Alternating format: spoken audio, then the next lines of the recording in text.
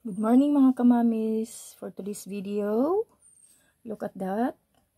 Ang tawag po dito ay wild pipino, wild cucumber.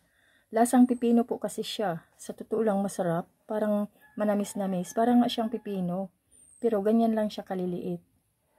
Ayan o, masarap. Nagpinanuha ako. O diba?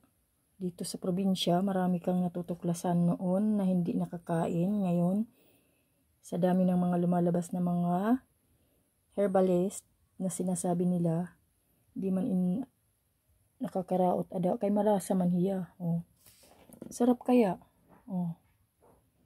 Kinaon na nga ni akin eh. Malutong. Kain tayo. Kain tayo. Wild cucumber.